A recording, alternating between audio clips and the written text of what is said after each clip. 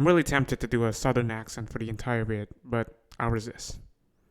There's a story you should know. About 100 years ago, from 1964 was 1864, around the end of the American Civil War, which was a 4-year-long conflict in which the Yankees of the North fought against the Dixies of the South, over whether or not slavery was an okay thing or not. It wasn't. The Yankees won, and so slavery was abolished, and it has never been an issue ever again.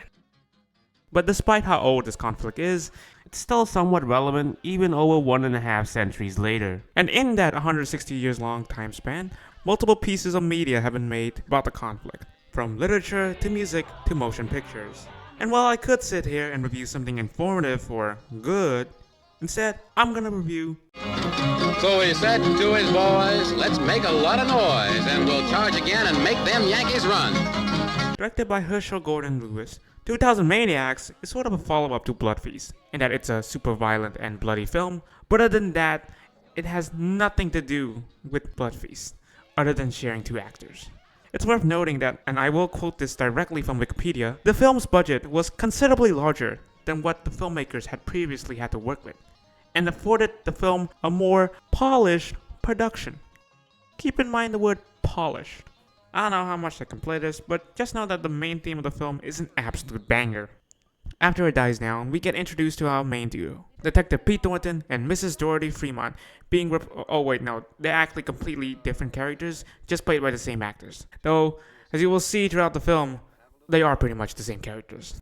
But hey, let's learn who they are anyways. Well, want me to drive? I'm more than just hitchhiker, you know. Happen to be a half school teacher who happen to have a little car. And it's lucky for me. Have car. Yeah, well. Just car.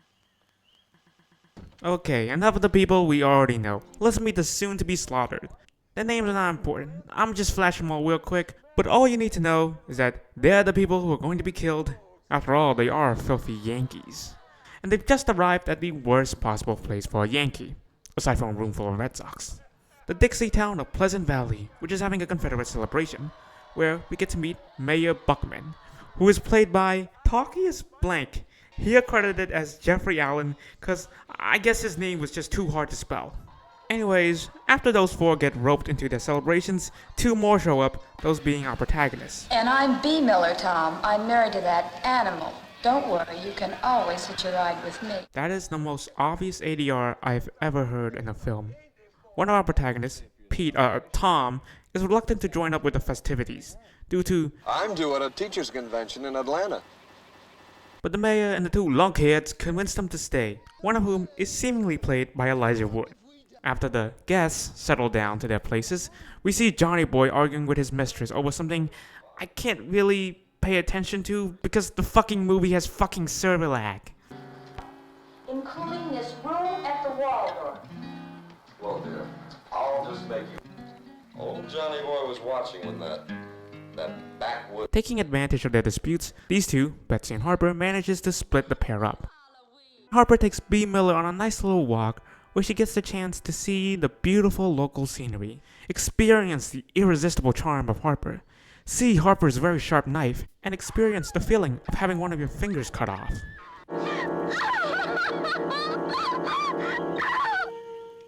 Would Johnny Boy ever do that to you, huh? Mutilate you, then take you to the mayor's place, where he and the mayor and some other guy holds you down while another hacks off your entire arm, which all of a sudden turns rock hard because the filmmakers just clearly used a detached mannequin's arm? Would he? No. Instead, he's out here drunk while the village cooks your fucking arm. Wow, that was like unnecessarily spiteful. For no reason. Anyway, so Tom smartly tries to phone for help, but he isn't smart enough to realize that a rural town like this probably has the mayor spying on your calls.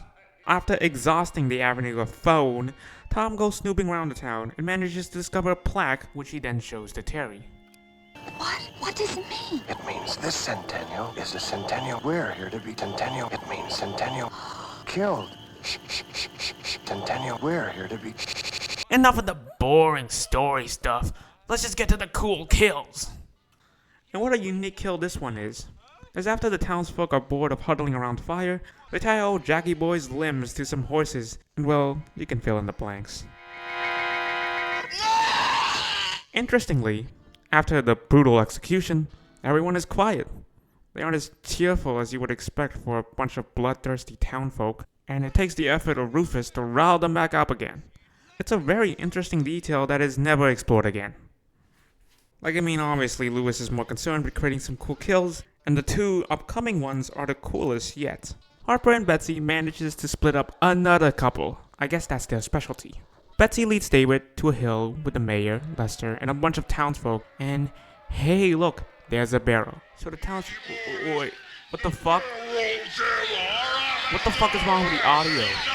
I don't know if it's a problem with my copy or something, but the audio's fucked up. Like, why are their voices so deep? Doesn't matter. Do a barrel roll. Grizzly. David's death here is probably the best scene of the film, as not only is it pretty creative of a death, but also the directing featured here is pretty cool, with Lewis utilizing some very disorienting POV shots and David's screams, which are absolutely magnificent. Anyways, while all this is happening, Tom and Adams are trying to escape, but Harper finds out and gives chase, only for him to get stuck in the wettest quicksand I've ever seen, and he dies in the lamest death of the film. For a somewhat threatening character, be sure to go out in the most anticlimactic way possible. How about we witness a death that isn't so shit? While our protagonist duo are looking for a way out, the townsfolk are busy leading the unknowingly riddled Beverly to the town square, which seemingly possesses a carnival game. The aim of the game? Well, it's simple. It's a dunking tank game, where you have to hit the target with a baseball for the person sitting above a tank full of water to fall in that tank. Just replace the tank of water with a woman tied down on her back and the person with a really large rock. Rufus and some random guy takes turns trying to hit the target, but they're clearly very terrible at it, as it takes an excruciating amount of time for Rufus to finally make a hit.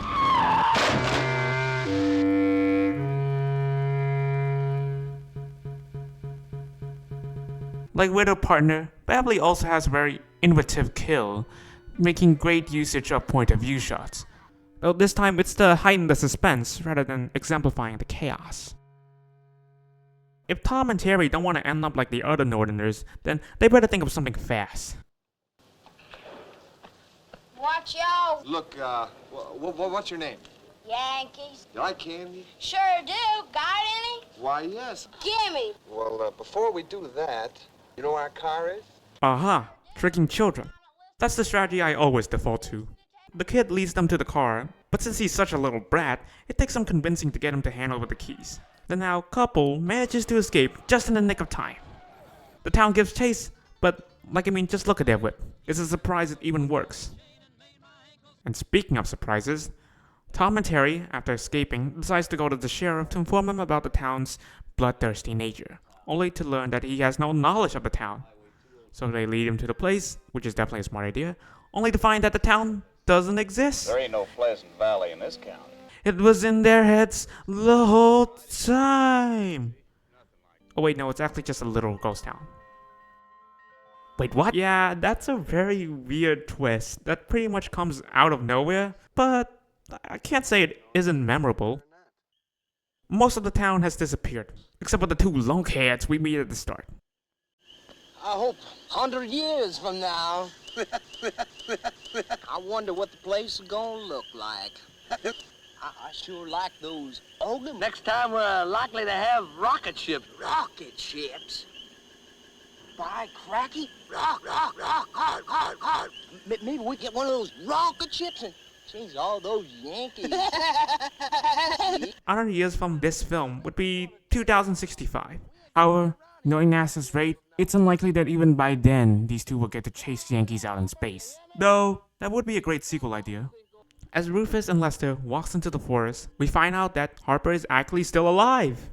Turns out he didn't die from the quicksand, but you probably would have realized that if you'd actually pay attention to what I was saying. Hey, wait for me!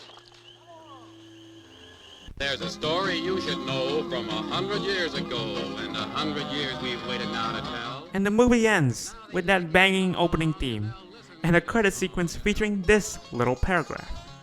Yeah, we really appreciate letting us depict you fellas as a bunch of violent maniacs. 2000 Maniacs is an interesting film to say the least. Despite it being about a violent southern town killing people, the movie actually steers pretty clear of anything explicitly political. Actually, I'm really stupid to expect this film to have some kind of advanced political message to it. That's really dumb of me.